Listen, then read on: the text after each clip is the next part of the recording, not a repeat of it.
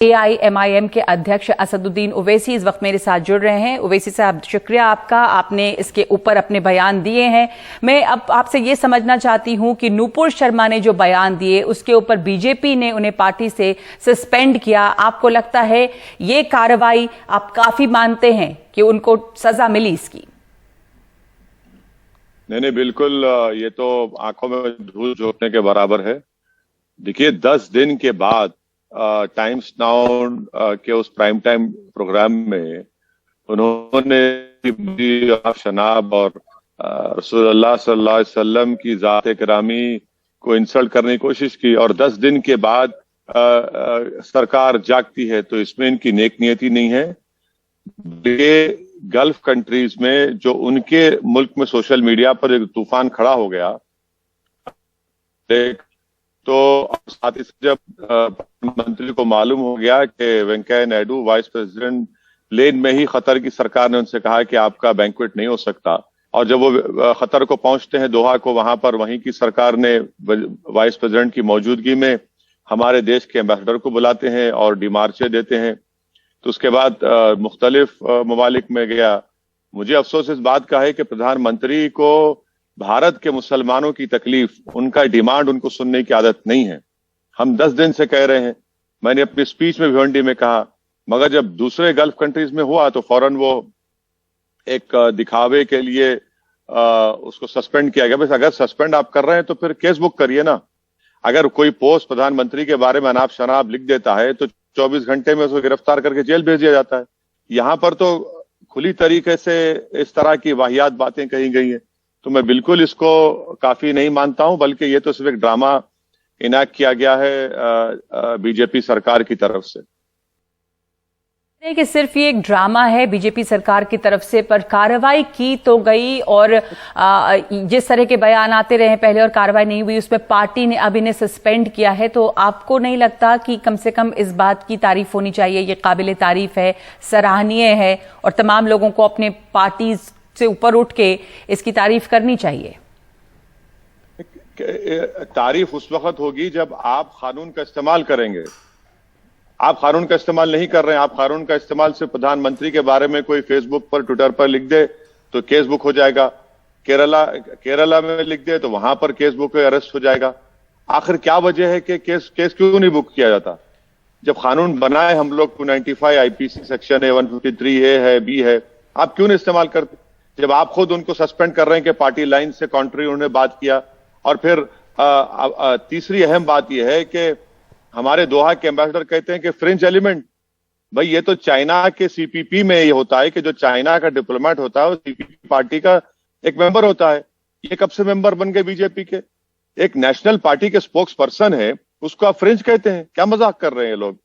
आप एक्शन लीजिए, अरेस्ट करिए उनको, ताकि मुस्तकबिल में, फ्यूचर में कोई इस तरह का अनाप शनाप गुफ्तगू ना करे। और एक बात आपके देखने वालों को याद दिलाना चाहता हूं कि टाइम्स नाउ के प्रोग्राम से 2 दिन पहले उन्होंने न्यूज 24 के मानक गुप्ता के प्रोग्राम में इसी तरह की बकवास के नाम शनाब बका प्रॉफिट मोहम्मद सल्लल्लाहु अलैहि वसल्लम के बारे में। केस बुक करिए, कानून सबके लिए बराबर है। तो आप इसको बीजेपी खुद बचा रही है, और जिसको सस्पेंड किया गया वो तो वीडियो शेयर करके कहती हैं कि बीजेपी के बड़े नेता, चाहे वो मिनिस्टर हो या महाराष्ट्र के एक चीफ मिनिस्टर हो, सब उनसे बात किए, उनको हिम्मत दिलाया, तो कौन रुकेगा? और बीजेपी से यही चाहती है कि देश में नफरत का माहौल चलता रहे, और प्रधानमंत्री जब बाहर जाएंगे तो मोहब्बत की बात करेंगे, देश में संविधान के खिलाफ बात होगी, और प्रधानमंत्री बाहर जाएंगे तो संविधान की तारीफ करेंगे। तो ऐसा तो नहीं हो सकता ना। मुझे डर इस बात का है कि हमारे 34 लाख इंडियंस यूएई में है, सऊदी अरब में 25 लाख है, कुवैत में 10 लाख है, ओमान में 7.5 लाख है, कतर में 7.5 लाख है, नेपाल में है, बहरेन में है। अरे आज आप देखिए मैडम, कोई इस पर बात नहीं कर रहा है कि सऊदी अरब जो है $2 से $6 पेट्रोल की कीमत बढ़ा दिया है भारत के लिए। हम ऑयल खरीद रहे हैं, ऑयल खरीदेंगे, अमेरिका पे नहीं बढ़ाता है। अबे कौन सी स्ट्रेटेजिक पॉलिसी आपकी, कौन सी फॉरेन पॉलिसी है? जो बोलते हैं कि इंडिया इंटरनल मैटर है ये जी। तो ये पूरी फॉरेन पॉलिसी की कमजोरी है, और ये इसकी जिम्मेदार देश के प्रधानमंत्री है। अगर वो एक्शन ले लेते, जब हम कह रहे थे ना कानपुर का दंगा होता, आप देखिए कानपुर में जो पथरमबाजी हुई, आप फोटो शेयर कर देते हैं 40 बच्चों की, और उन पे NSA लगाते हैं। इन पर क्या लगाएंगे फिर आप? इनको क्यों इतनी नाजो नजाकत से इनको रखा जा रहा है, स्पोक्स पर्सन को? जी, लेकिन ओवैसी साहब, आप एक बात बताइए कि पैगंबर मोहम्मद साहब के खिलाफ जो बातें की गई वो गलत हैं, उसके ऊपर प्रतिक्रियाएं आ रही हैं। नूपुर शर्मा ने अपनी तरफ से एक सफाई दी है और उसपे उन्होंने ये कहा है कि टीवी डिबेट्स पे भगवान शिव का लगातार अनादर किया जा रहा था, शिवलिंग का मजाक बनाया जा रहा था, तो उन्हें भी गुस्सा आया और इसलिए उनके मुंह से ये बात निकल गई। तो ये भी सही नहीं है, इसकी भी आलोचना होनी चाहिए और कार्रवाई होनी चाहिए कि अगर टीवी डिबेट्स पे मजाक बनाया जाता है, शिवलिंग का मजाक बनाया जाता है या किसी के भी धर्म का मजाक बनाया जाता है, इस पर रोक लगनी चाहिए। नहीं, अगर ये हो रहा था तो उनका ये काम था कि फौरन वो स्क्रीनशॉट लेती और चाहे वो ट्विटर पर हो या फेसबुक पर हो, जो भी हो, आप कंप्लेन कर, जैसे हमने किया उनके खिलाफ कंप्लेन।